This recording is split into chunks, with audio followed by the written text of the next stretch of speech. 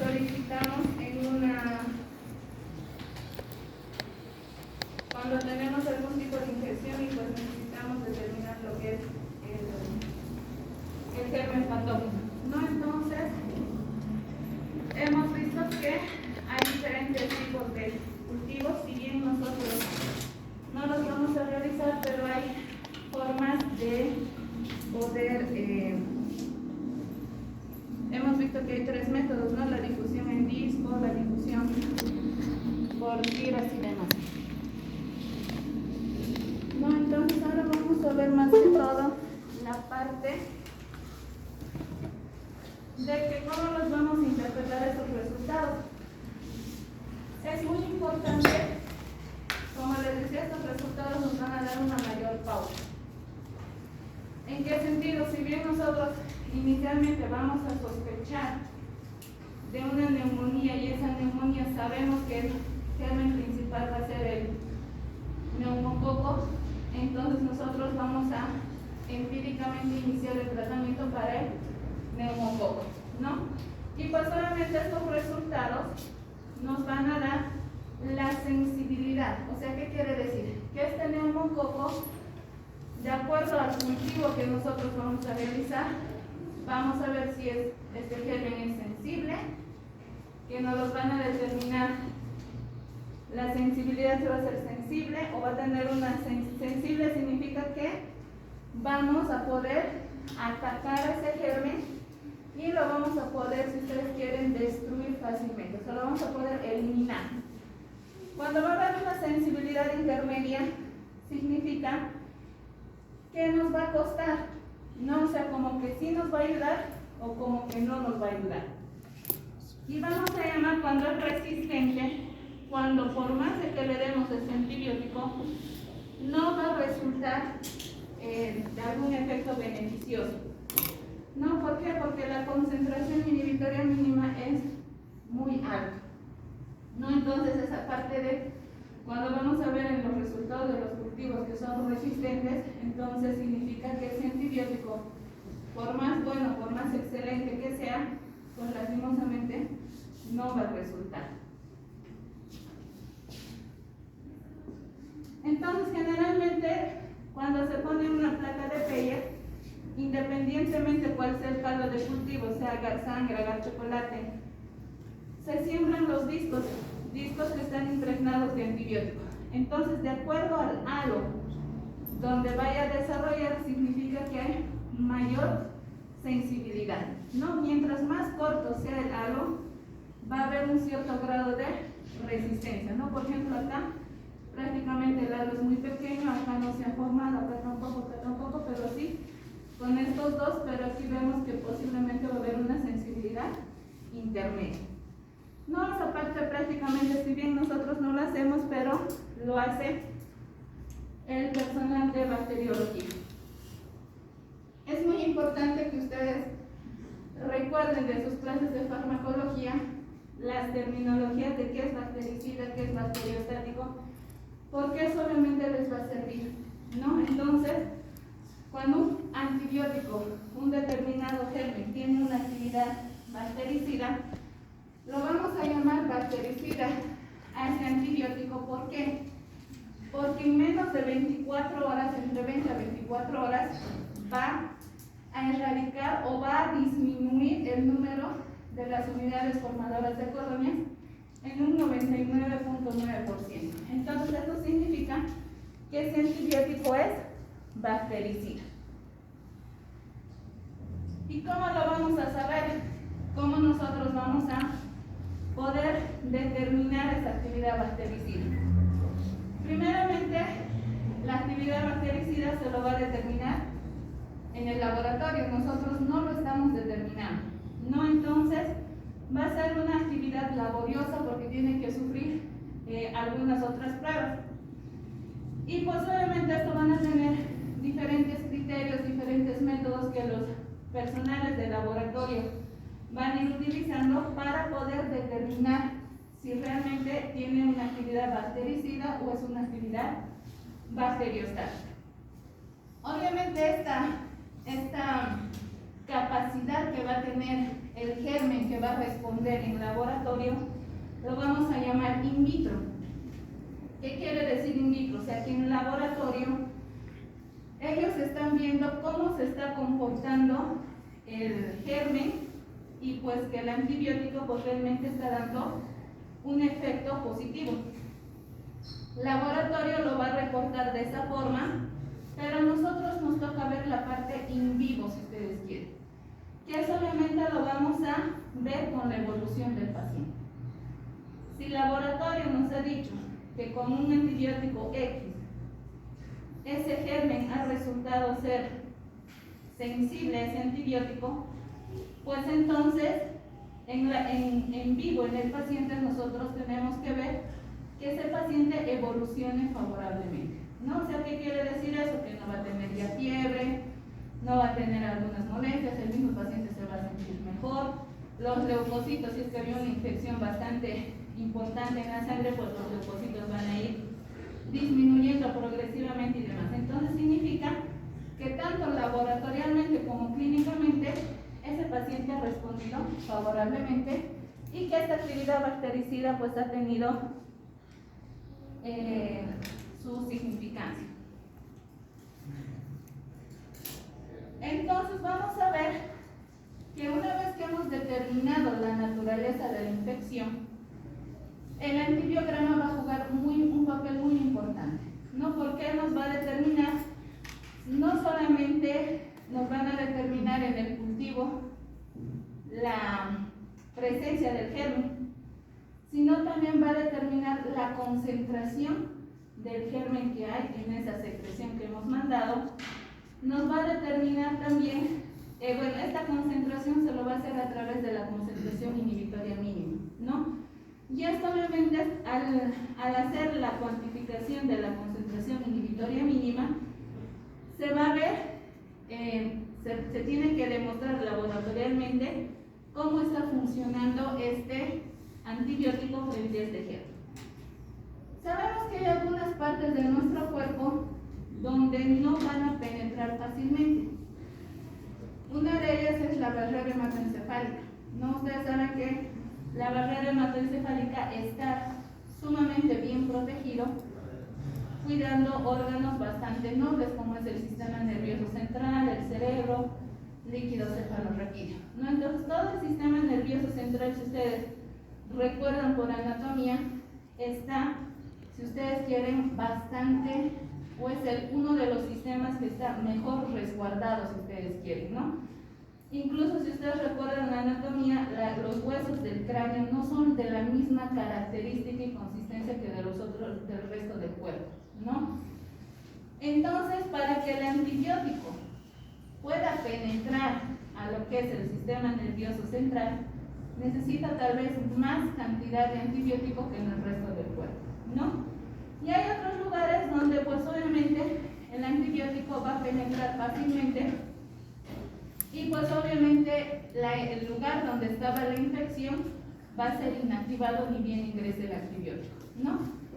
Estos lugares pueden ser la piel, algunos lugares,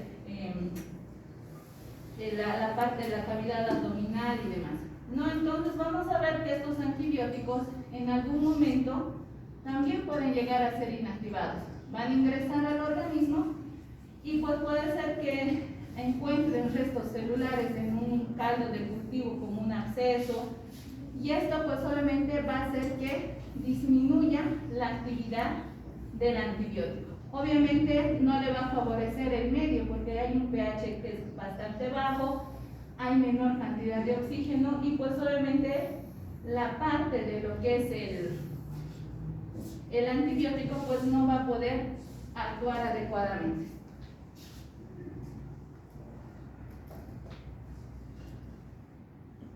Antes de dar un antibiótico, nosotros tenemos que ver cuál es la naturaleza del huésped. ¿Qué factores nosotros tenemos que tomar en cuenta? Si bien hemos visto que en laboratorio, in vitro, esos medicamentos, esos antibióticos van a hacer frente o se van a enfrentar adecuadamente a ese germen, pero nosotros tenemos que tener en cuenta muchos factores. Antes de dar un antibiótico, ¿qué es lo primero que nosotros preguntamos? ¿Perdón? A ver, levanten la mano, me acuerdo. Si se equivocan no hay problema, estamos para corregir. El tema de la resistencia. ¿Cómo va a ser el tema de la resistencia? No, perdón. ¿Cómo le vas a preguntar al paciente? La sensibilidad, si tiene sensibilidad. Si yo fuera el paciente, ¿cómo me pregunté si yo tengo sensibilidad a un cierto virus? Si tiene alergia.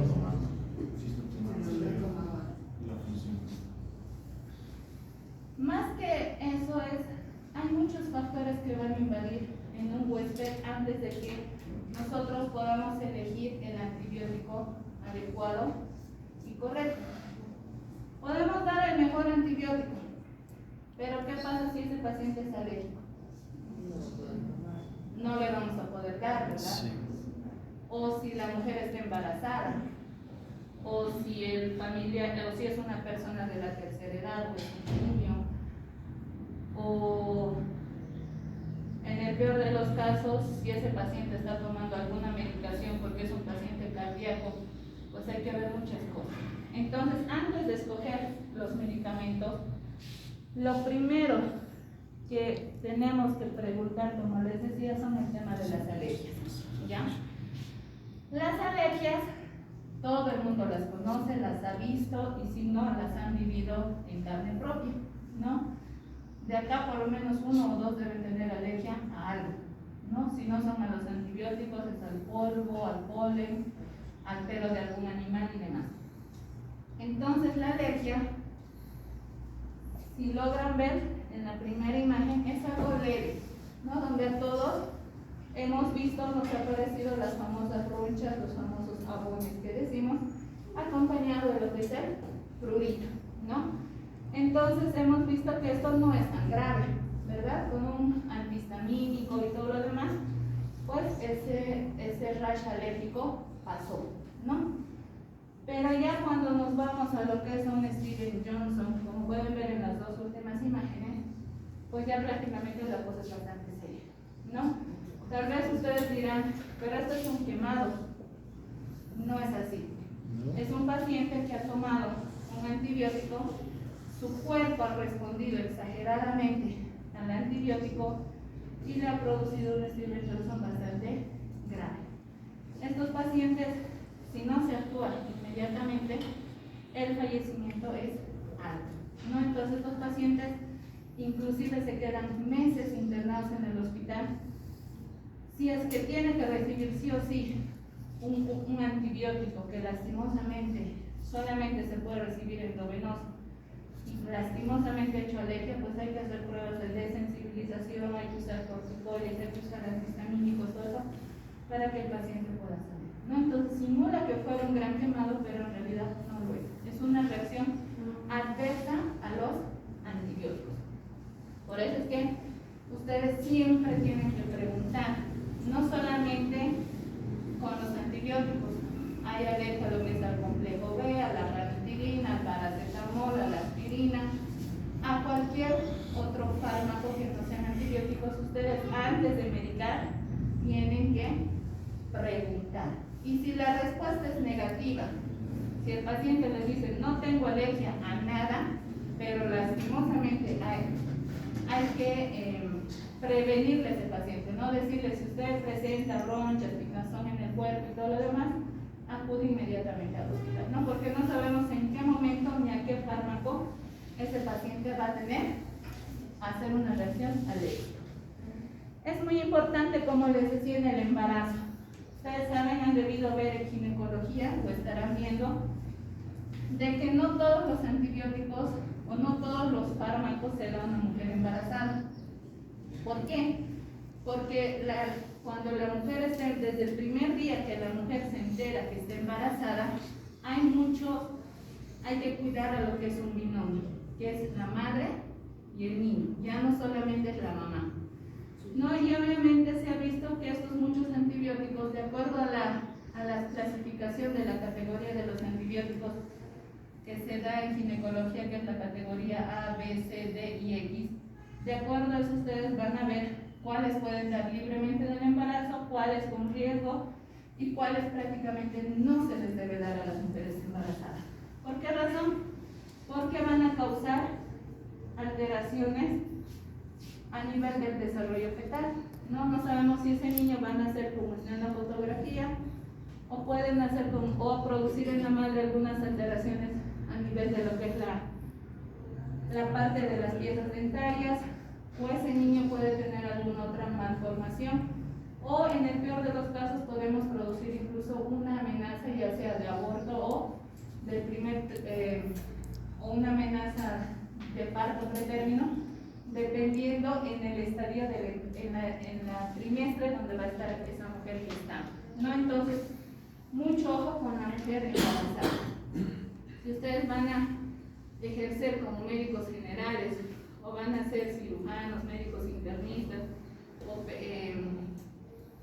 urólogos y demás, siempre que la mujer esté embarazada, si tienen dudas de administrar un antibiótico y demás, consulten al ginecólogo. Es mejor pecar de desconocimiento a que después en nuestra conciencia esté que hemos producido una complicación o a la mamá o a ese niño, ¿ya? No es malo preguntar, no es malo pedir ayuda, ¿no? Entonces, todo se tiene que hacer por el bien del paciente. La edad también es muy importante, ¿no? No todos los antibióticos se va a dar de igual a todas las edades. Generalmente tenemos que cuidarnos de lo que son las tetracicrinas porque van a producir alteraciones a nivel dental, ¿no? Sobre todo en la parte de los niños. Y otra parte muy importante, en los niños tampoco podemos dar medicamentos que nos van a afectar lo que es el cartílago de crecimiento. Y uno de ellos vienen a ser las fluoroquinolonas, ¿no? Donde estos van a producir algunas erosiones en el cartílago de crecimiento. Y pues cuando ese niño crezca, pues lo vamos a condenar con una artropatía, ¿no? Entonces es muy importante conocer todos estos aspectos. Ya en sus rotaciones de pediatría ustedes van a ver que no les dan ninguna ciprofloxacina, ni levofloxacino, ni ningún otro fluoroquinolona a los niños. Más ellos utilizan amoxicilina, ampicilina, alguna vez utilizarán gentamicina, pero van a ver que hasta los 15 años, que es en la parte de lo que los pediatras actúan, pues van a ver que no les dan ninguna fluoroquinolona, ¿ya? Entonces eso también ustedes tienen que tener en cuenta. Bueno, hemos visto todas estas alteraciones que van a producir, pero también es muy importante saber que estos fármacos, como ustedes tienen conocimiento, se eliminan a través de lo que es el hígado y lo que es la vía renal. Y esto es muy importante que ustedes lo conozcan. Sobre todo, los antibióticos se van a dividir, si ustedes quieren, en dos grandes grupos. Donde hay algunos antibióticos que no requieren ajustar a la función renal, que por más que le demos a una dosis renal plena, ese riñón no lo vamos a malograr, como la ceftriaxona, la cipromicina, el linezolid, la nafcilina, la doxiciclina, los podemos dar libremente. Inclusive a un paciente renal se le puede dar libremente. Pero hay otros antibióticos que sí necesariamente necesitan ajustarse a función renal, como por ejemplo lo que es la ceftazidima, vancomicina, imipenem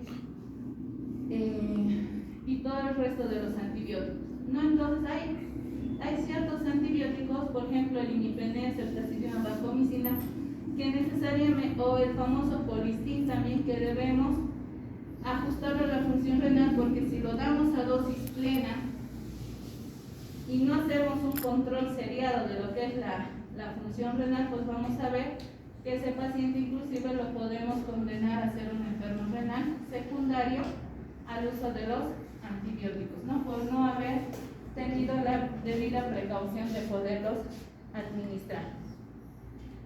Lo que les decía, la interacción medicamentosa es muy importante, sobre todo en aquellos pacientes que son cardíacos, que son pulmonares o que por alguna X o Z razón, tal vez tienen artritis reumatoidea o es un paciente oncológico, necesitamos nosotros conocer la interacción farmacológica.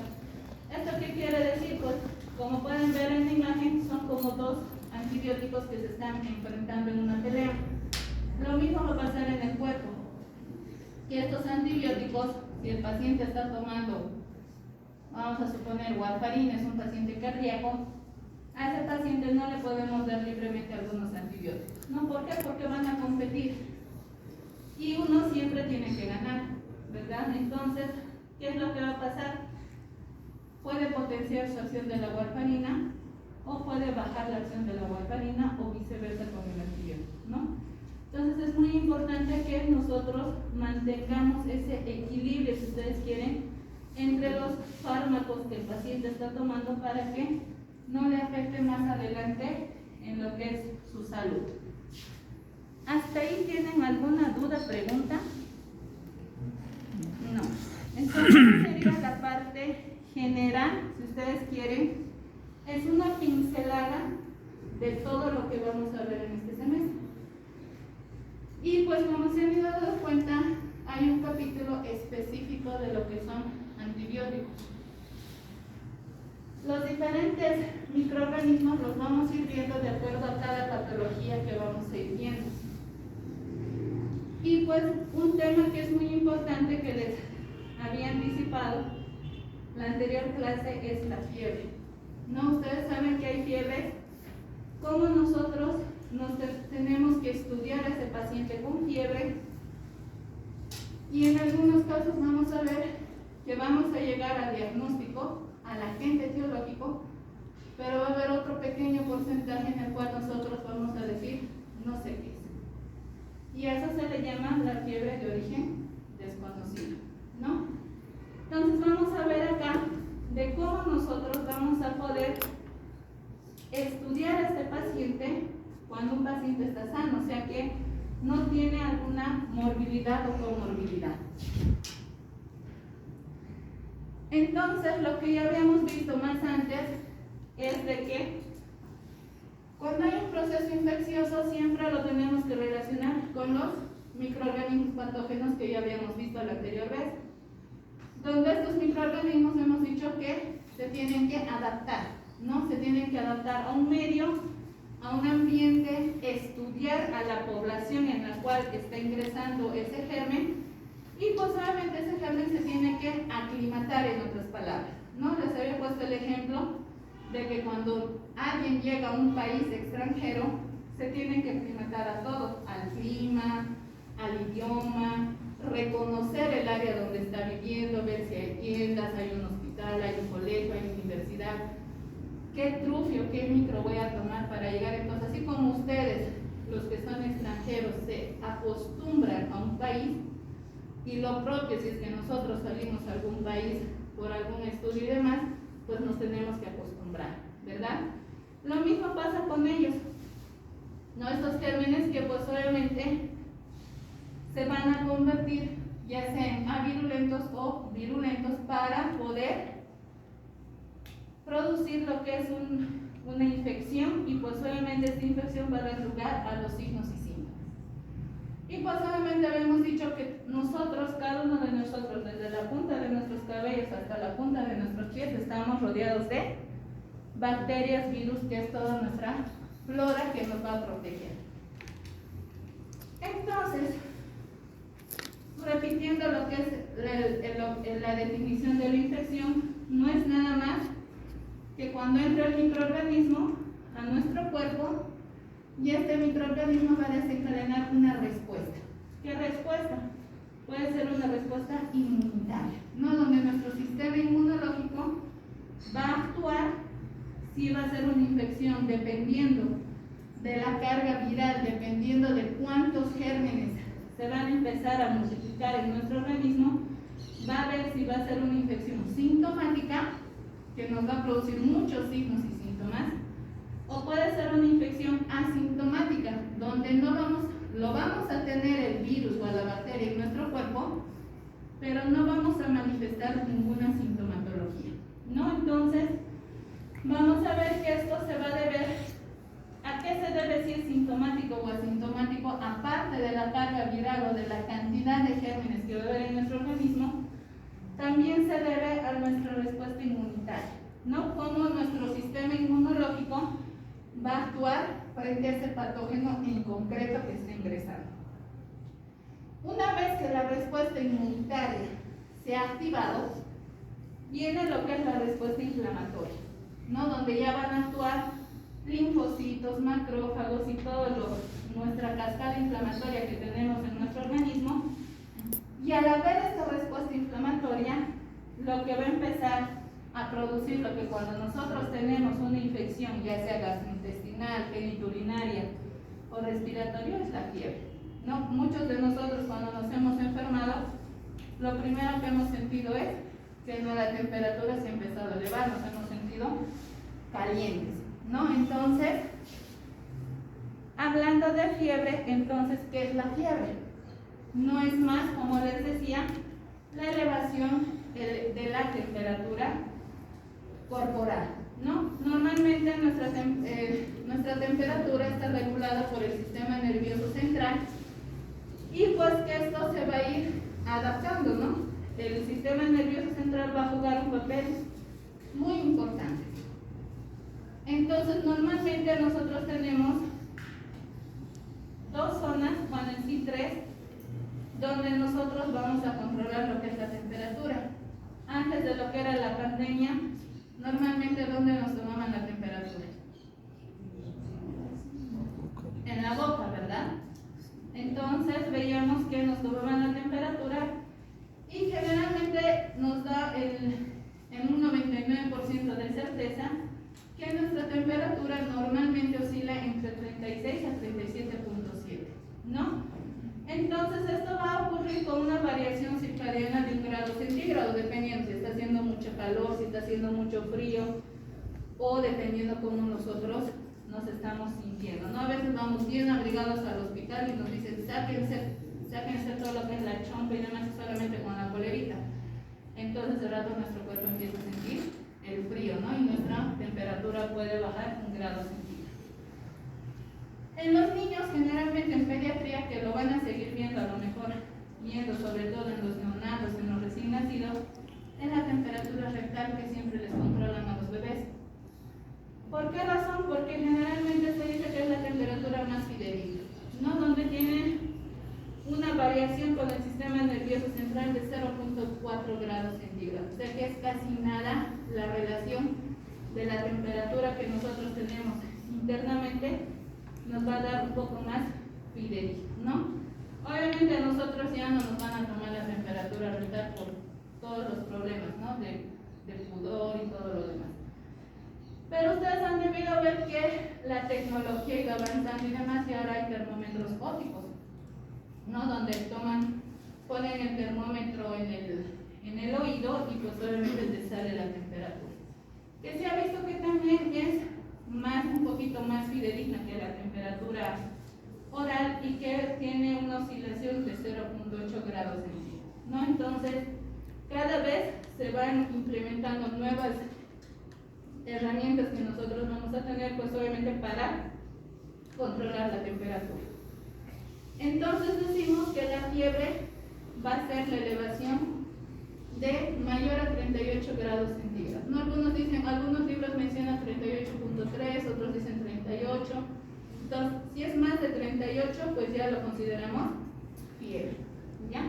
Obviamente el cuerpo incluso puede llegar, la temperatura puede subir a más, pero pues nuestro organismo lo va a regularizar. Generalmente vamos a decir que la infección va a ser aguda cuando va a tener una duración de menos de 2 semanas, ¿no? Que obviamente va a tener un agente infeccioso. Entonces, como les decía, se van a producir en diferentes partes de la superficie de nuestro organismo, que puede ser el sistema nervioso central, cardiopulmonar, gastrointestinal, genitourinario, incluso puede ser a nivel de lo que es la piel. La infección puede estar presente en cualquier lado, donde ustedes tienen que sospechar de acuerdo a lo que el paciente les está contando en su interrogatorio que ustedes van a hacer. Entonces ustedes de ahí van a empezar a sospechar. Entonces hemos visto que la fiebre, al igual que las otras enfermedades, tiene una fisiopatología, o sea, tiene un origen. Y hemos dicho que esta fiebre se va a producir solamente cuando va a ingresar un agente patógeno extraño a nuestro organismo. Que este agente patógeno va a tener una característica, como lo pueden ver aquí en la imagen, tiene que superar en la cantidad de los gérmenes a nuestras células inmunitarias que nosotros vamos a tener, ¿no? Entonces es una característica que tiene que superar a nuestro sistema inmunitario. Y nuestro sistema inmunitario va a ser humoral y celular, como ustedes recordarán en inmunología que hemos visto, que también vamos a tener un sistema, una respuesta inespecífica innata y algunas respuestas adaptativas que van a ser específicas. Entonces el germen va a buscar ingresar, como pueden ver en la imagen, y pues este germen por algún lado tiene que ingresar, ¿verdad? ¿Y cuáles son los lugares favoritos para que puedan ingresar? La piel, las mucosas, o si es que tenemos alguna herida o la vía respiratoria y demás, pues por algún lado va a ingresar ese germen. Una vez que ha ingresado este germen en nuestro organismo, se van a producir algunos factores que van a ser solubles. Entonces vamos a ver que acá se van a unir, no solamente va a estar lo que son nuestras células de nuestro sistema humoral y celular, sino también aquí ya se van a unir lo que son las citocinas y lo que es el complemento.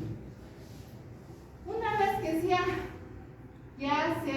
se puede decir, se han conocido, las están viendo frente a frente, el enemigo contra los soldados, vamos a ver que acá estas bacterias van a empezar a destruir las barreras, porque ellos necesitan ingresar a nuestro organismo para producir una actividad antimicrobiana, o sea, para empezar a producir sus sustancias, y que nuestro organismo empiece a desarrollar unas sustancias que lo puedan eliminar a esas bacterias o esos agentes patógenos. ¿Cuál es la finalidad de este agente patógeno para que ingrese a nuestro cuerpo? Multiplicarse, cumplir un ciclo de vida en nuestro organismo, salir y seguir subsistiendo en el medio ambiente, porque no es más, ¿verdad?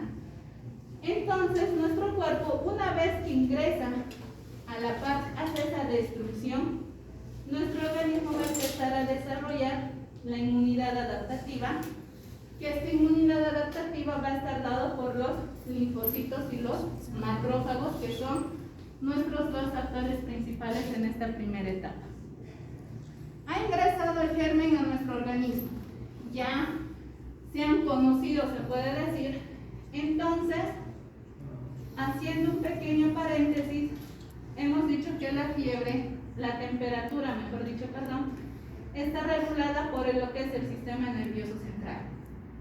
Y en el sistema nervioso central, ustedes saben que hay algunas glándulas que van a producir algunas hormonas, ¿no? Sobre todo la parte de las hormonas tiroideas, que cuando hay afectación, ya sea por un hiper o hipotiroidismo, va a haber una alteración en lo que es la temperatura.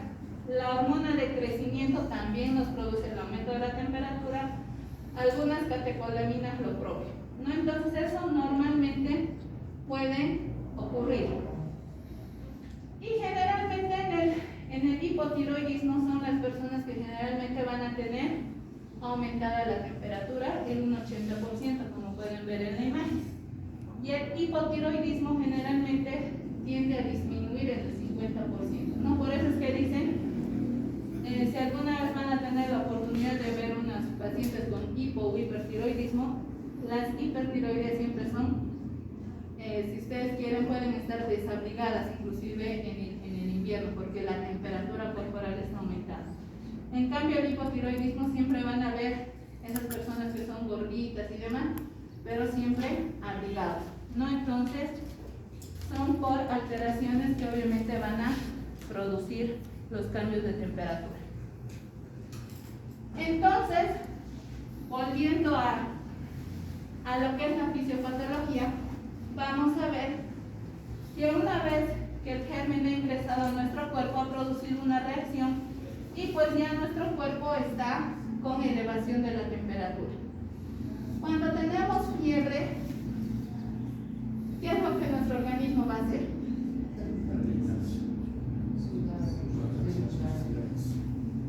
Manos, no tengan miedo, levanten la mano. Cuando estamos en un cuarto caliente, ¿qué es lo que hacemos? Cuando ya nos empieza a fatigar la calor. Nos desabrigamos, abrimos las ventanas, las puertas, si tenemos calefacción, encendemos la calefacción, ventiladora, todo, ¿verdad? ¿Para qué? Para que ese calor que esté acumulado dentro del cuarto, pues de alguna forma salga. En nuestro cuerpo, lastimosamente no podemos abrir ventanas, puertas, no podemos poner un calefactor dentro de nuestro cuerpo. Pero sí existen la piel y lo que son los pulmones, donde se va a producir por ahí la pérdida del calor en 1/3 de lo que es el calor corporal. Por eso es que cuando estamos con fiebre, ¿qué es lo primero que hacemos? Empezamos a transpirar, nuestra respiración empieza a aumentar, empezamos a, como los perritos, a jadear, si ustedes quieren, para poder eliminar de alguna forma el calor excesivo que tenemos en nuestro organismo, ¿no? Y pues, obviamente, tratar de llegar a la temperatura corporal. Entonces, al ver que los pulmones y la piel están reaccionando de esta manera, el hipotálamo también va a jugar un papel muy importante, donde el hipotálamo va a empezar a liberar lo que son citocinas proinflamatorias y antiinflamatorias para poder ayudar al cuerpo a eliminar todo ese exceso de calor que se está produciendo por un proceso infeccioso. Entonces, ya estamos nosotros con la fiebre. ¿Qué es lo que va a ocasionar la fiebre a nivel de los vasos sanguíneos? Va a producir una vasodilatación, ¿no? A nivel cutáneo y a nivel de la sudoración. Por eso es que cuando estamos con fiebre, muchos se han debido notar, siempre estamos a veces chaposos, o sea, con nuestras mejillas rojas, transpirando, inclusive cuando estamos con fiebre, pues tratamos de buscar un espacio frío, ¿no? Nos empezamos a desabrigar, todo eso. Entonces, ¿eso es por qué? Porque al haber esta vasodilatación cutánea y a nivel arterial y venoso también, lo que estamos haciendo es de que también nuestro sistema inmunológico pueda llegar con un poquito de rapidez al lugar donde está la infección. Pero ¿qué es lo que pasa cuando la temperatura baja? Cuando vamos a estar con escalofríos. Lo que va a producir es todo lo contrario, va a haber una vasoconstricción. ¿Por qué? Porque hay un fenómeno de lo que es la piloerección. Cuando ustedes no sé si alguna vez algunos salen a correr en las mañanas, y no sé si han visto algunos, sobre todo los atletas que van con shortcito y sus solamente las soleras y demás, y los ven corriendo en las madrugadas por la calle en tanto frío, y pues hayan debido ver ustedes mismos los pelitos de la piel se nos paran, los venitos, ¿verdad? Entonces eso se llama piloerección. Entonces hay una vasoconstricción cutánea, o sea que nuestro cuerpo está cerrando, si ustedes quieren, la fuente de eliminar el calor que hay con la vasoconstricción y poder mantener un ambiente cálido, ¿no? Y viendo en la realidad, viendo en la parte grande, cuando nosotros sentimos frío, ¿qué es lo que hacemos? Nos abrigamos, ¿verdad? Nos ponemos 20 chompas, 20 buzos, 20 medias para mantener el calor corporal adecuado en relación a lo que es la temperatura, ¿no? Entonces, no solamente la fiebre es dato de infección, sino también los escalofríos. Y todos los que han tenido fiebre, pues prácticamente de aquí yo creo que nadie no ha sufrido fiebre. Cuando hay fiebre siempre hay malestar general, nos duele todo, estamos desganados, no queremos comer, no queremos ni que nos miren, nos duele hasta la uña nos duele. ¿Por qué? Porque hay un periodo de contracciones musculares, que esto se va a deber secundario al aumento de la temperatura, ¿no? Y pues obviamente, como les decía, los escalofríos no es porque ya el paciente se está haciendo al otro extremo o que el paciente siente frío, sino también cuando hay escalofríos debemos sospechar de que también la temperatura se va a aumentar a nivel central y que hay un proceso infeccioso.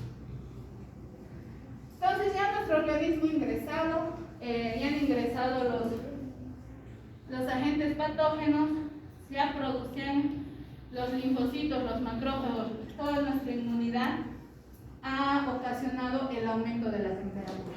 Entonces, vamos a ver, como se puede ver en la imagen, que los pirógenos exógenos, que son los virus, las bacterias, parásitos, hongos y demás, ingresan a lo que es el torrente sanguíneo, y en el torrente sanguíneo se van a encontrar con nuestros pirógenos endógenos. ¿Quiénes son nuestros pirógenos endógenos?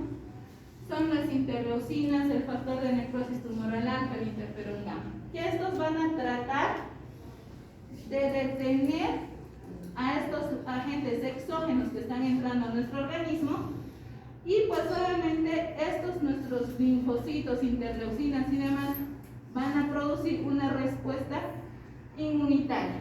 Aquí quienes van a ser, aparte de las interleucinas, el factor de necrosis tumoral y demás, nuestros actores principales van a ser los linfocitos T y B junto con los macrófagos y los leucocitos polimorfonucleares. Entonces van a llamar más soldaditos para que puedan reforzar, si ustedes quieren, la barrera y destruir estos agentes extraños que están ingresando. Entonces, hasta acá, nuestro organismo va a empezar a producir una respuesta inhibitor, una respuesta de retroalimentación, donde va a necesitar más ayuda. Va a necesitar que a nivel del hipotálamo se liberen sustancias como la corticotropina, la arginina, vasopresina, serotonina, dopamina y otros mecanismos homeostáticos, para que de alguna forma pueda disminuir lo que es la producción de lo que es la fiebre que está ocasionándose en nuestro organismo, y obviamente haya una mejor respuesta a la infección. Entonces, todo esto que lo resumimos en esta imagen, tiene una función muy importante. Es controlar. ¿Para qué hace tanto alboroto el sistema nervioso central? Porque si no hubiera el sistema nervioso central, el hipotálamo, que es el que controla lo que es la temperatura, nuestro organismo tranquilamente podría llegar a 41, 42, 44 grados centígrados. Pero obviamente eso sabemos que eso ya nos produciría convulsiones, inclusive la muerte, ¿verdad? Entonces nuestro hipotálamo trata de frenar con toda esta liberación de sustancias y demás para evitar que supere los 41 grados centígrados. Obviamente en alguna ocasión se le va a escapar al sistema nervioso central o no va a poder reforzar, pues que los agentes son bastante potentes y no los está pudiendo controlar, que alguna vez lo va a superar, ¿no? Por ejemplo, en enfermedades tropicales, en el dengue, la fiebre amarilla y demás, que van a llegar hasta los 40, 41 grados. Entonces, ya hemos visto la parte introductoria de lo que es la fiebre. Ya sabemos más o menos cómo se va a manifestar la fiebre, cómo se va a desarrollar. Entonces, ahora vamos a ver cómo vamos a tratar a un paciente con fiebre en la parte ambulatoria y en la parte hospitalaria. ¿Será lo mismo? No, ¿verdad? ¿Por qué? Porque generalmente sabemos que la infección, primero recordando las vías de transmisión de la infección, que puede ser por contacto a través de las manos, los vómitos y demás. Puede ser a través de un vehículo, los alimentos, el agua, a través del aire, como las gotitas de fluye para la tuberculosis, la neumonía, o pueden ser por algún vector, los mosquitos y demás. Entonces vamos a ver que nosotros tenemos un gran reto.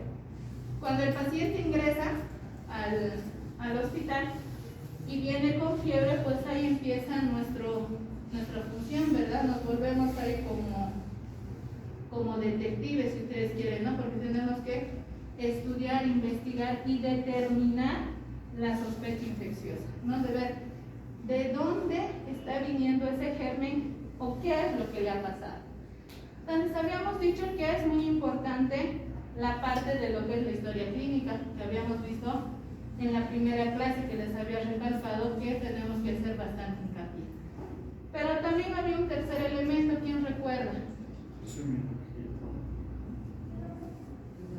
¿Quién recuerda el tercer elemento que habíamos dicho? Que no solamente era la anamnesis y el examen físico.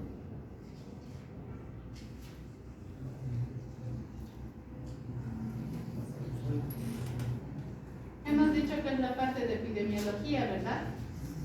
Entonces acá tenemos que interrogar si el paciente ha viajado recientemente, porque habíamos dicho que no en un país, si bien se dividen por estados, por departamentos y demás, cada territorio de cada país es diferente al otro en relación a las patologías.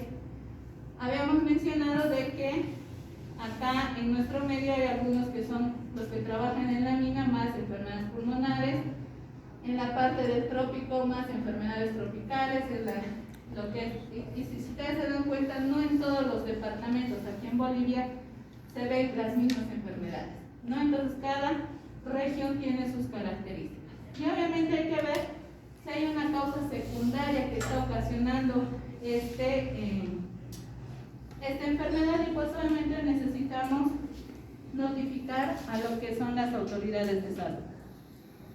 Otro que nosotros tenemos que determinar es la edad.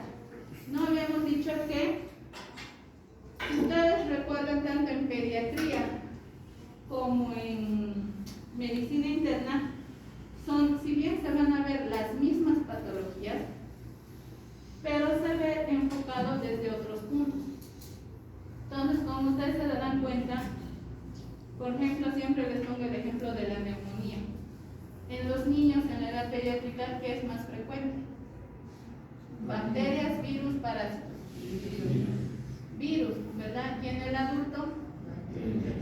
Bacterias. Entonces, desde ahí, ustedes ya tienen que ver si realmente es un virus o es una bacteria, o es un parásito, o es un hongo. Obviamente hay algunas enfermedades en los niños y en los adolescentes que son enfermedades inmunológicas, o que ustedes quieren que de alguna forma nos van a beneficiar a nuestro organismo. Llámese lo que es el sarampión, la rubiola, varicela. ¿Quién no ha enfermado varicela? Casi todos, ¿verdad? Entonces, los que han enfermado varicela saben que indirectamente, cuando han enfermado, nuestro organismo ha generado una pequeña inmunidad. O sea que si en algún momento nos ponemos en contacto con una persona con varicela, va a ocurrir dos cosas en nosotros. O nuestro sistema inmunológico ha sido lo ha estudiado tan bien a la varicela que ya no lo vamos a tener, o si es que lo vamos a tener, vamos a reaccionar de dos formas. O va a entrar la varicela y va a salir, o se va a quedar y nos va a producir lo que la varicela asusta, ¿no? Entonces, todo eso nosotros tenemos que ver. Y los que no han enfermado varicela, pues igual en ellos, o entra la varicela y pasa como una enfermedad autolimitada, o se va a la enfermedad grave que es la varicela zoster, ¿no? Entonces, todo tiene su riesgo. Y si bien en la etapa de los niños y adultos está empezando a desarrollar, si ustedes quieren, nuestro sistema inmunológico, ¿qué es lo que pasa cuando nos vamos al otro extremo de la vida? Cuando ya estamos ingresando a la tercera edad. A partir de los 60 años para arriba ya los consideramos pacientes de la tercera edad, por no decirles ya ancianos, abuelitos a nuestros pacientes, pues obviamente la inmunidad empieza a bajar. Si bien en esta etapa nuestra inmunidad está empezando a subir, pero acá llega un momento en que ya empieza a bajar. Por eso es que nuestras personas de la tercera edad son más susceptibles, ¿no? Y pues obviamente van a haber algunas enfermedades, sobre todo ya acá, que van a afectar sobre todo la tuberculosis o inclusive ya otras enfermedades que ya van a ser más propias de un paciente de la tercera edad. Otra cosa que nosotros tenemos que indagar en lo que es la fiebre es la profesión. No todas las profesiones son iguales. No todas las profesiones estamos expuestos a lo mismo. Por ejemplo, un electricista tendrá el mismo riesgo que un policía. No, ¿verdad? Porque el electricista tiene más riesgo de, al no haber bajado la palanca, de electrocutarse o caerse del poste y demás cosas. En cambio, un policía tiene otros tipos de riesgo, accidentes, o que justo cuando estén tratando de agarrar a un ladrón y por ahí pueden ser heridos y demás. Entonces, nosotros mismos, que estamos en el área de salud, nuestro riesgo es mucho más potente que el resto de las otras profesiones. ¿Por qué? Porque nosotros no estamos combatiendo como el policía o el militar con alguien que lo está viendo, ¿no? Porque sabemos que el enemigo es una persona o un país X. Nosotros combatimos contra gérmenes o patógenos que no los vemos, ¿no? Y es por eso que nosotros tenemos mucho más riesgo de infectarnos con algunas enfermedades potencialmente graves, ¿no? Y pues obviamente también tenemos que ver, como pueden ver en la imagen superior, la exposición geográfica que les había dicho, ¿no? Si ustedes son, hablando en el área de la salud y demás, ustedes van a ser unos grandes escritores de artículos y demás que se van a dedicar a la investigación y demás, y van a ser excelentes disertantes, posiblemente los van a invitar a congresos, jornadas internacionales y demás, pues donde van a tener que ir viajando por todo el mundo, ¿no? Y obviamente eso significa que en algún momento van a adquirir algún tipo de infección dependiendo del tiempo que ustedes se van a quedar ahí, ¿no? Entonces, también eso es muy importante. Entonces, en la parte ambulatoria, para nosotros es un reto. ¿Por qué? Porque si ustedes se han dado cuenta, los que están en consulta externa, ¿cuánto tiempo es por paciente que se atiende? 15 minutos. Según las normas dicen 15 minutos, pero la realidad sabemos que no es, ¿verdad? Hay tanto paciente, pero el tiempo de atención del médico es muy corto. ¿Por qué? Porque a veces un consultorio tiene que abarcar 2 o 3 especialistas y a veces 20 pacientes lo tenemos que hacer en 1 hora o en 2 horas. Y si ustedes calculan 20 por 15 minutos, es algo inhumano que no vamos a alcanzar. Necesitaríamos las 6 horas de atención para poder atender como se debe ese paciente los 15 minutos que debemos atender. Pero lastimosamente lo hacemos a veces en 5 o en 10 minutos. En el mejor de los casos lo hacemos en 5 minutos, ¿no ven? ¿Por qué? Porque ya son pacientes, algunos ya son conocidos, tienen que coger sus medicamentos y todo lo demás. Pero ¿qué es lo que pasa cuando es un paciente nuevo? Entonces para nosotros decimos que es un problema. ¿Por qué? Porque en 15 minutos, si es un paciente que está viniendo con fiebre, tenemos 15 minutos para llegar a una sospecha diagnóstica de acuerdo a lo que nos está contando el paciente, a lo que vamos a revisar, y tenemos que llegar a un diagnóstico, si no es específico, por lo menos una sospecha diagnóstica en 15 minutos. Entonces, vamos a ver que hay pacientes que te van a poner la sintomatología como en el libro. Que tengo fiebre, dolor de cabeza, me duelen mis articulaciones, me duelen mis ojos, que no sé qué, me ha picado el mosquito y listo, tú dices, bueno, es una enfermedad tropical, puede ser dengue, puede ser zika, puede ser chikungunya, puede ser fiebre amarilla, pero es una enfermedad tropical. Perfecto. Pero ¿qué es lo que pasa cuando ese paciente viene y te dice, tengo fiebre, pero me duele mi barriga, me duele la uña, que me duele el cabello, me duele mi ojo, me duele mi corazón, me duele todo, y no sabemos qué es? Entonces hay muchos pacientes que nos van a venir con una clínica inespecífica, donde no vamos a saber realmente qué tiene ese paciente. Entonces ahí vamos a tener un problema, porque si bien ese paciente tal vez no está para internarse, pero tenemos que estudiarlo, ¿no? Entonces tenemos que ver de dónde está viniendo esa fiebre, ¿no?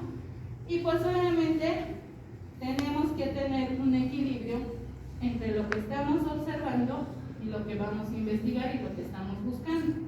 Entonces, por eso es que la parte de consulta externa, el hacer un diagnóstico de fiebre y llegar a la etiología exacta es un reto para cada uno de nosotros. En cambio, en un paciente hospitalizado, vamos a ver que es mucho más fácil, ¿verdad?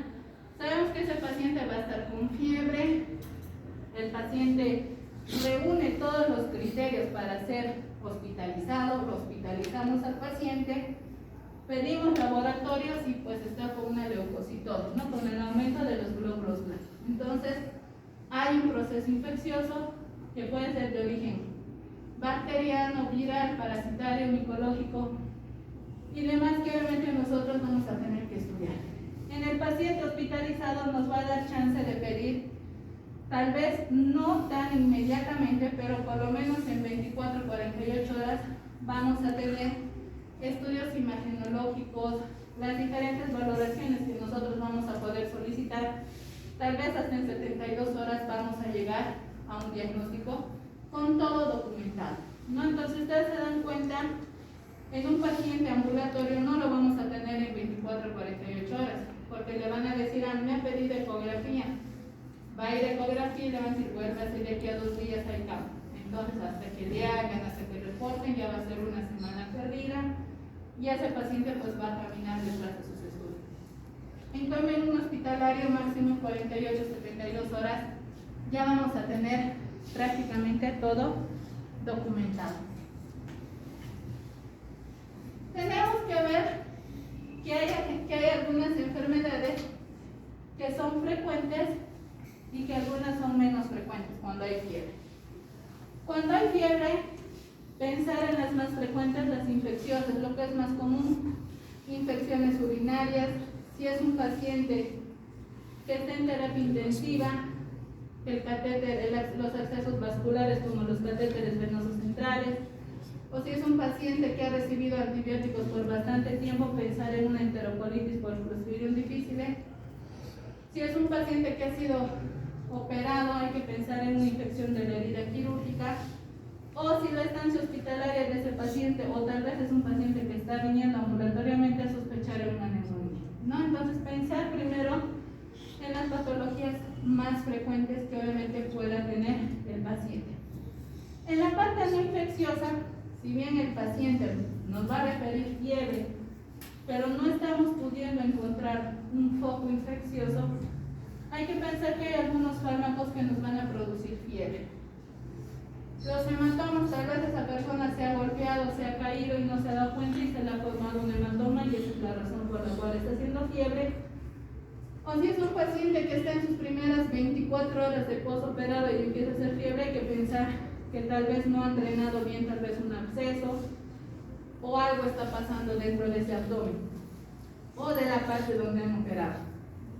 Si es que estamos haciendo una transfusión sanguínea, también es frecuente que ustedes van a ver en hematología cuáles son los riesgos de una transfusión, que hay que tener mucho cuidado, y las trombosis venosas, que también son muy importantes.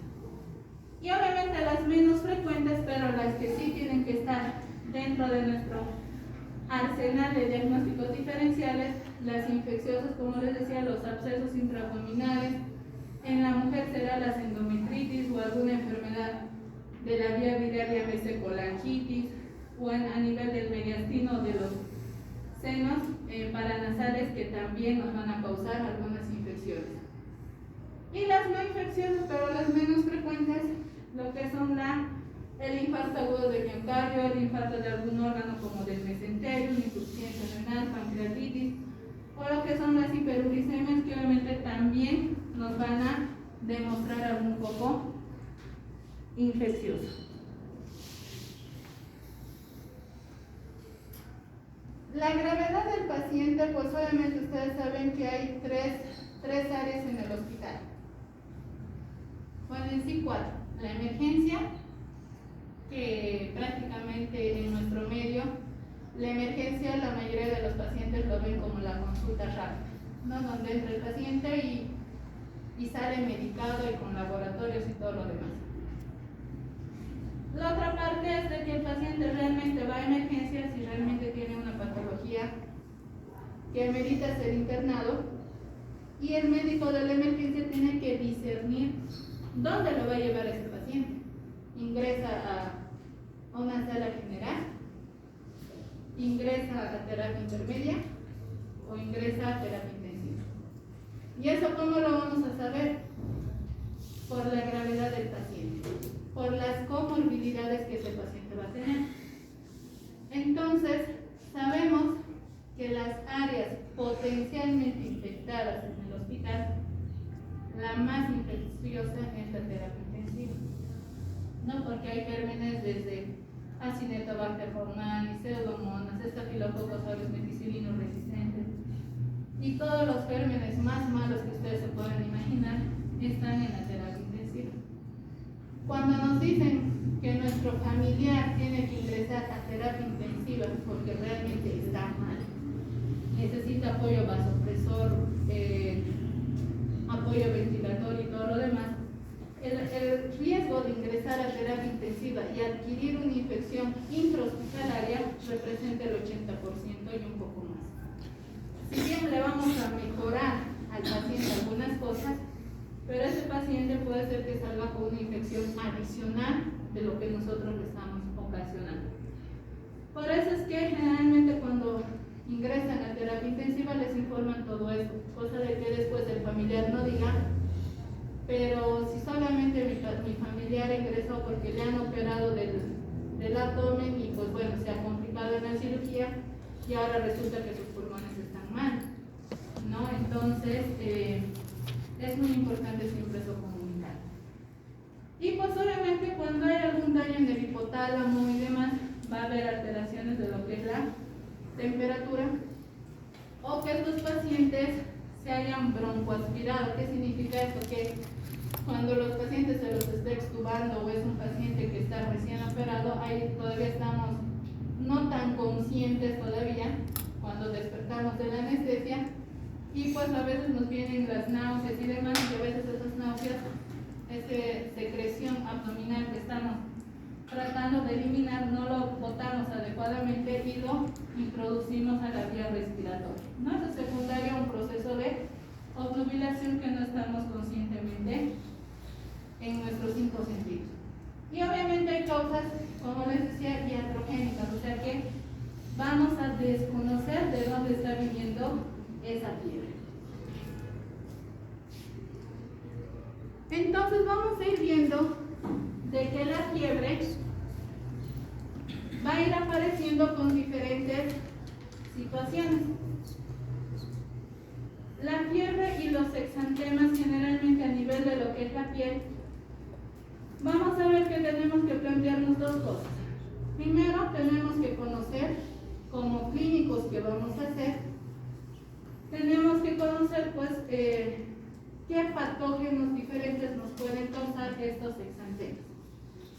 Si son bacterianos, si son virales, parasitarios, y pues estos exantemas en algunas ocasiones se van a presentar con algún tipo de linfadenopatías, con ictericias, o inclusive pueden llegar a ser enfermedades infecciosas y no infecciosas, ¿no?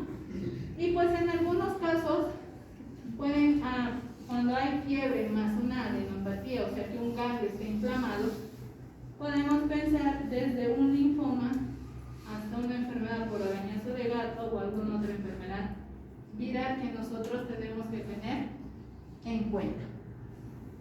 Entonces, tenemos que ver las erupciones exantemáticas, que pueden ser desde varicela, sarampión, rubiola y todas esas enfermedades exantemáticas que ustedes han ido viendo en el transcurso de lo que es pediatría y demás, ¿verdad?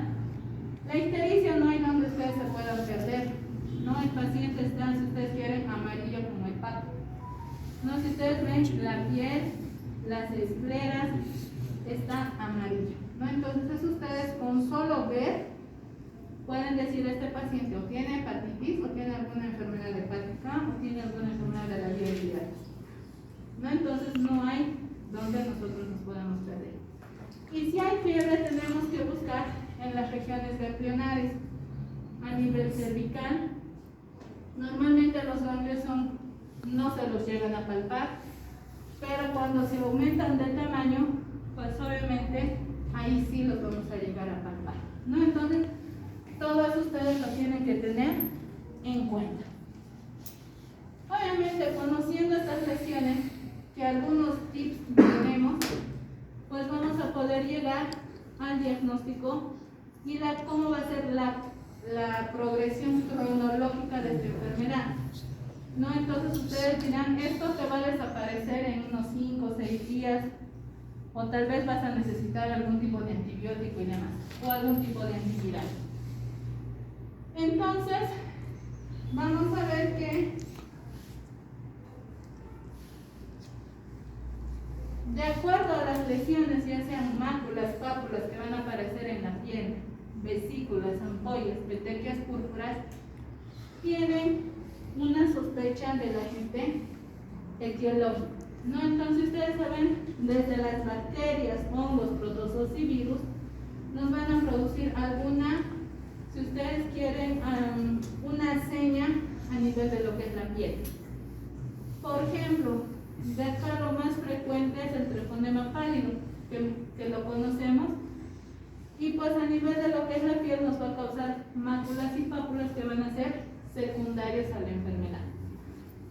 En la enfermedad por hongos, pues solamente a nivel nodular, las máculas y las pápulas, y en la parte viral, que es muy importante, prácticamente los enterovirus nos va a causar todo: máculas, pápulas, vesículas, púrpuras, petequias, ampollas, lo va a reflejar en lo que es la piel. La fiebre hemorrágica, más que todo, nos va a dar lo que son las petequias y las púrpuras. Y el herpes se va a delimitar más en lo que son las vesículas, ampollas, ¿no? Y el VIH, que es la patología que estamos viendo más frecuente, vienen a ser lo que son las máculas y las pápulas, ¿no? Entonces tal vez no veremos en el 100% de las patologías, pero por lo menos la piel ya nos va a reflejar algo de lo que está pasando. Entonces, como les decía, nos van a dar pistas. La piel va a ser la primera que nos va a dar las primeras pistas.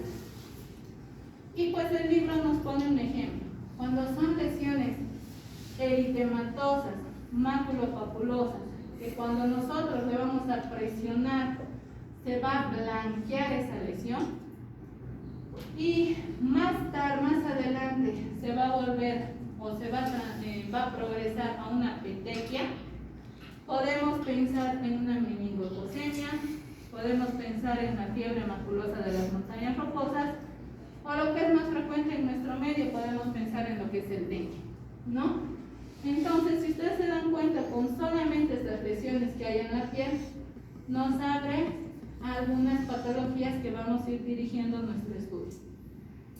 Y si es que estas lesiones aparecen solamente en las palmas y en las plantas de los pies, pues estaríamos pensando también en otras patologías.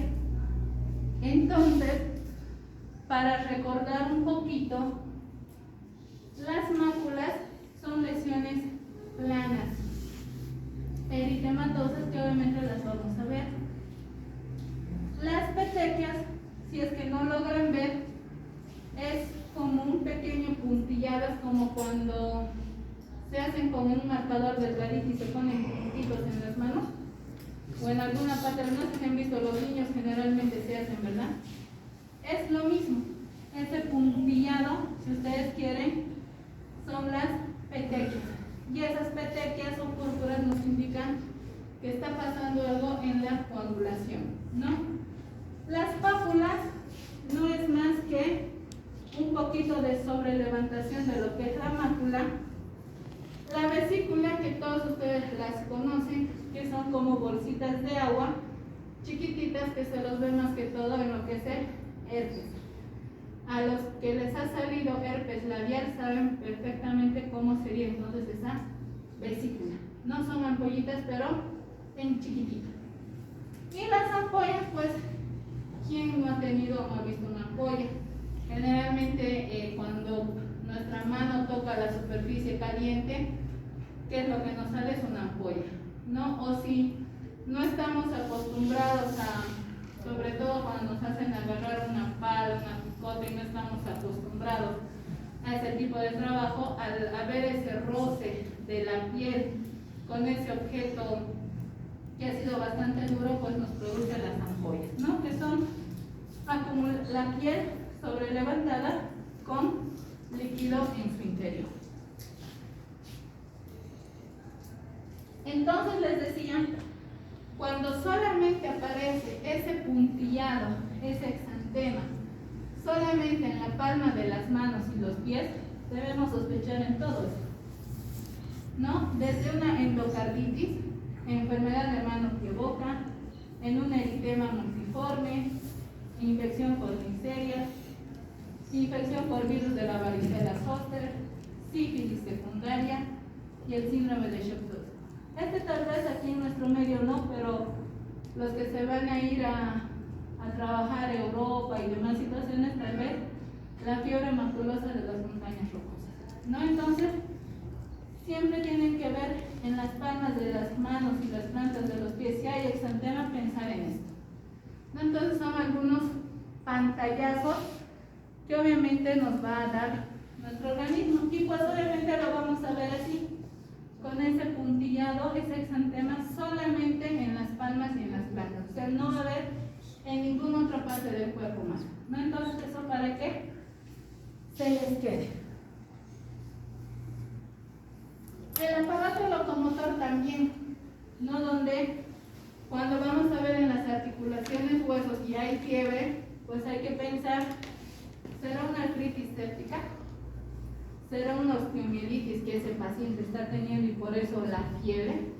Entonces revisamos, porque a veces el paciente viene y te dice, me duele mi rodilla, o me duele mi codo, me duele mi brazo, mi antebrazo, la pierna, el muslo, qué sé yo. Revisamos y resulta de que les dice que el paciente tiene fiebre y demás, le revisamos si hay un dolor localizado que obviamente nos va a referir el paciente, pero al examen físico esa articulación o esa parte del miembro, ya sea superior o inferior, va a estar aumentado de volumen, va a estar eritematoso. Entonces ahí ya nos indica que hay un proceso infeccioso. Oyéndonos a la parte de las enfermedades reumatológicas, que tal vez puede ser una poliarteritis simétrica o puede ser una artritis reumatoidea que tal vez recién se está empezando a manifestar. Entonces, para que no se nos olvide, cuando nosotros vamos a revisar una articulación y demás, siempre ver cómo está esa estructura anatómica. Si es que vamos a ver que hay un aumento de volumen aquí en la rodilla, bueno, no se ve muy bien por la luz, pero este está eritematoso, está hinchado. Entonces, posiblemente este paciente está haciendo una artritis séptica, o es una celulitis, o ya se está formando un absceso, ¿no? Y cuando, o en el peor de los casos, revisamos y ese paciente pues tiene una herida en lo que es la pierna y pues vemos que incluso se ve hasta el hueso. Pedimos una radiografía y normalmente pues el hueso debería ver intacto, pero si ustedes ven acá, hay como una elevación acá en la parte del hueso, o sea que algo está pasando. La densidad no es la misma, la del hueso con esta Entonces pedimos en otras proyecciones y resulta de que el hueso está comido como si fuera una manzana, como si hubieran mordisqueado la manzana. Entonces la infección que estamos viendo acá resulta de que ha penetrado hasta el hueso, ¿no? Entonces esto ya es una osteomielitis, ¿no? Que obviamente se tienen que dar antibióticos, el traumatólogo tiene que hacer curaciones y demás, pero cuando ya no da, la infección nos gana, este paciente va a terminar con la amputación, ya sea del pie, de la pierna, o hacer una desarticulación y qué sé yo, ¿no? Dependiendo de cuán grave sea la lesión. Cuando hay linfadenopatías, pero a la vez acompañado de una hepatoesplenomegalia y además hay fiebre, pues debemos pensar que ya hay un trastorno sistémico que puede ser infeccioso o no infeccioso. Y es que, ¿qué vamos a pensar? Pues prácticamente tenemos todo un listado.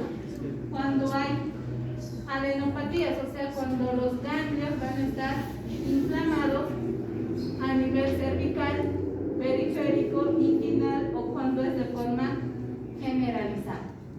Cuando es cervical, pues hay que pensar, los más frecuentes son un estreptococo, que haya una infección de la vía respiratoria alta, una bronquitis, o amigdalitis, faringitis, o una tuberculosis que también nos da adenopatías. Cuando vamos a encontrar a nivel periférico, ya sea axilares o en alguna otra parte del cuerpo, pensar lo más frecuente, bueno, en lo que es la bartonela, la esporotricosis, lo que son, siendo mal pensados, los linfomas, que últimamente están apareciendo bastantes linfomas sin ser diagnosticados, alguna metástasis neoplásica, que el paciente tal vez ya tenía algún tipo de cáncer, pero se está manifestando tal vez en otros lugares, o el virus del herpes, ¿no?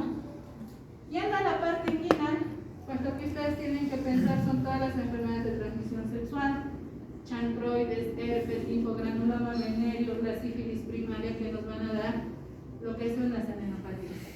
Y de forma generalizada, como pueden ver, es prácticamente lo que se conoce como el TORCH, ¿no? Toxoplasmosis, rubiola, chagas, citomegalovirus, hepatitis, yéndonos también al linfoma también, la sífilis, el VIH, el Epstein-Barr. Entonces, cuando ya aparecen cambios, hay que pensar, si se dan cuenta, es más origen viral, muy poco bacteriano, pero también existen algunos micobacterios y algunas otras agentes etiológicos más.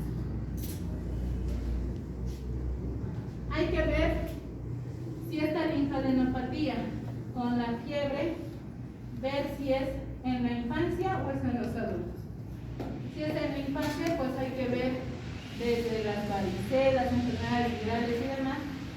Y si es en el adulto, pues hay que ser un poquito martirizados. Obviamente no quiero decir que en pediatría, al decir mal pensados, me refiero a que podemos sospechar en algún tipo de cáncer. No, con esto no quiero decir que en los niños no hay cáncer, en los niños también puede haber cáncer. Pero en los niños vamos a ser tal vez lo último que nosotros vamos a pensar. Más vamos a pensar en enfermedades virales, como ustedes lo han mencionado, que es lo más frecuente en un niño. Pero cuando hay estos ganglios, y lo hemos estudiado, pero no estamos pudiendo llegar a un diagnóstico certero, porque le hemos pedido todas las pruebas virales, bacterianas, y todo nos está saliendo negativo, negativo, negativo. Lo que tenemos que hacer, como dice acá, la última evaluación. ¿Y esto qué significa? Pedir, si no son ustedes cirujanos, pues pedir al cirujano que saque ese ganglio que está inflamado y mandar a un estudio histopatológico. Esto por eso decimos que es la última evaluación. ¿Por qué? Porque la histopatología, el examen anatomopatológico que nos van a dar, va a ser el definitivo, porque lo van a cortar al ganglio y pues obviamente van a ir estudiando lámina por lámina y ver ver qué células se van a ir encontrando hasta llegar a un diagnóstico concreto, ¿no? Entonces, como que nos puede dar desde una simple toxoplasmosis que laboratorialmente no se lo va a poder detectar, o para nuestra mala suerte puede ser una leucemia, puede ser un linfoma o puede ser otro tipo de neoplasia, ¿no? Entonces, por eso es que hay que estudiarlo hasta agotar todo con el paciente. Y pues obviamente si ya, aparte de la linfadenopatía, los ganglios, aparece una hepatoesplenomegalia, al hacer la revisión de lo que es la parte abdominal, pues obviamente puede ser una infección en la parte de que el hígado y el vaso se inflamen por algún tipo de infección, o puede ser también un proceso maligno, ¿no? Que obviamente se va a originar en lo que es la médula ósea, porque sabemos que el vaso, van a ver más adelante que esté involucrado con lo que son las leucemias y todo lo demás, o el del sistema retículo endotelial. Entonces, bueno, acá no se ve bien, pero se ve como la imagen muestra que es un ganglio, no nada más que tomado en un paciente real, ¿no? Y pues el vaso, aquí se hace la comparación. Si ustedes pueden ver, acá es un vaso normal, que en teoría con las maniobras semiológicas es un poquito difícil de palparlo, pero cuando el vaso está aumentado de tamaño, pues ya se lo palpa un poquito mejor. Y lo mismo con el hígado. Acá vemos un hígado normal, si ustedes pueden ver, no tendría que pasar un poquito tal vez del reborde costal, pero cuando el hígado crece, pasa incluso 1 o 2 traveses de lo que es la parrilla costal y ya se lo puede palpar a lo que es el hígado. ¿Y qué es lo que vamos a pensar? Lo vamos a ver al paciente médico, vamos a ver al examen físico que ese paciente tiene el hígado aumentado de tamaño. Entonces, nosotros, ¿qué es lo que vamos a pensar en esta lista de patologías? Puede ser un absceso hepático, como les decía, puede ser una colangitis, puede ser una fiebre amarilla, puede ser una hepatitis, una leptospirosis, paludismo, o puede ser una sepsis bacteriana, ¿no? Entonces, si ustedes se dan cuenta, cada pauta que nos da la piel nos da un listado, es como si fuera una receta, ¿verdad? Si nosotros queremos hacer pan, nos va a decir usa harina, usa agua, leche, huevo, pero quieres ponerle otras cosas más al pan, aumentale estas otras cosas más, ¿verdad? Es lo mismo, la piel nos da algunas pautas. Y es acá que acá es donde hasta antes de esto, pues la cosa estaba sencilla, ¿verdad? De que la piel nos daba algunas pautas o veíamos algunas cositas, alguna sintomatología y pues llegábamos al diagnóstico fácilmente. Pero cuando se nos presenta lo que es la fiebre de origen desconocido, ¿qué hacemos? Ahí realmente tenemos nosotros, evidentemente hay fiebre, y al haber fiebre hay un proceso infeccioso, ¿verdad? Y este proceso infeccioso no está siendo fácilmente controlado. No es como cuando nos resfriamos, viene la fiebre tal vez un día, al día siguiente ya estamos mejor y todo lo demás. Entonces acá hay algo que no se está controlando y que nuestro mismo organismo no lo está pudiendo contener. Entonces, al no saber nuestro organismo ante qué nos estamos enfrentando, empieza a hacer una liberación continua de todas estas citocinas inflamatorias, tanto de los macrófagos, linfocitos, que todo esto nos van a dar lugar a muchos procesos infecciosos, pero también aquí vamos a tocar de algunas neoplasias, no algunas, la mayoría de las neoplasias nos empiezan como una fiebre de origen desconocido. Y ustedes saben que cuando hay fiebre, primero pensamos como habíamos mencionado en un proceso infeccioso. Pero en este capítulo de fiebre de origen desconocido, vamos a ver como está el muñequito de ahí arriba, nos estamos rascando la cabeza y con nuestro signo de interrogación gigante en nuestra cabeza, que no vamos a poder diagnosticar en el tiempo rápido que lo deberíamos hacer. Entonces, generalmente esta fiebre, cuando va a ser de origen desconocido, va a ser superior a las 3 semanas, ¿no? Donde a pesar de que vamos a investigar y todo lo demás, no vamos a poder llegar fácilmente. Y para eso existe una clasificación donde el libro lo clasifica en 3 categorías, que las vamos a ver, donde obviamente nos van a dar algunas pautas para poderlas estudiar. ¿Y cuáles son estas pautas? Como habíamos dicho, la infección encabeza con un 25 a 50% de todas las fiebres. ¿Qué infección? Todas las que ustedes quieran. Hablando de fiebre de origen desconocido, puede ser un absceso oculto, un citomegalovirus, endocarditis, un proceso intraabdominal, micosis, tuberculosis. O sea que acá nosotros tenemos un germen bacteriano, viral, micológico, micotuberculoso y todo lo demás. Pero un 20 a 30%, después de haber descartado la parte infecciosa, bacteriana, viral, parasitaria y todos los orígenes infecciosos que se les ocurran, un 20 a 30% de estas fiebres de origen desconocido vienen a ser las neoplasias. ¿En cuáles vamos a pensar? Carcinomatosis, las leucemias que les decía que últimamente están apareciendo, los linfomas y un tumor local. Entonces, mucho ojo con que cuidado que estén diciendo no tienes un proceso infeccioso y cuidado que nos estemos olvidando de esto y lo estemos condenando a este paciente. Porque ustedes saben que cuando un proceso neoplásico está en su etapa inicial, se puede hacer algo todavía por ese paciente. Y si nos olvidamos de esto, ustedes saben que cuando el cáncer empieza a avanzar, no hay marcha que lo detenga atrás. Entonces, ojo que cuidado que lo estemos condenando a este paciente por olvidarnos del proceso neoplásico en un estudio de fiebre. El 15-30% vamos a pensar en enfermedades del tejido conjuntivo. O sea, ¿qué vamos a pensar? Arteritis de la temporal, lo que es artritis reumatoidea, enfermedad de Still, lupus eritematoso sistémico, poliarteritis nodosa. Entonces, todas las enfermedades reumatológicas también tienen que estar en nuestro mente. Misceláneos, las embolias pulmonares, la enfermedad intestinal inflamatoria, la fiebre inducida por fármacos, las hepatitis y las pancreatitis. Si bien hasta acá nosotros tenemos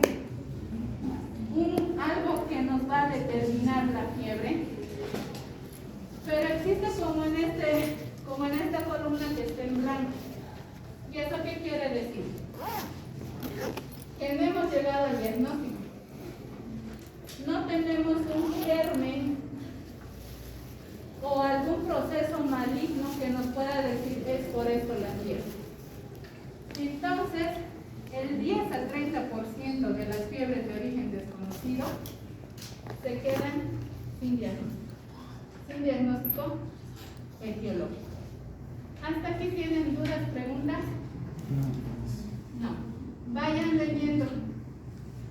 Este primer parcial son temas bastante largos, pero a partir del segundo parcial se va a implementar algunas actividades que van a ser grupales o tal vez individuales. Entonces les digo, vayan leyendo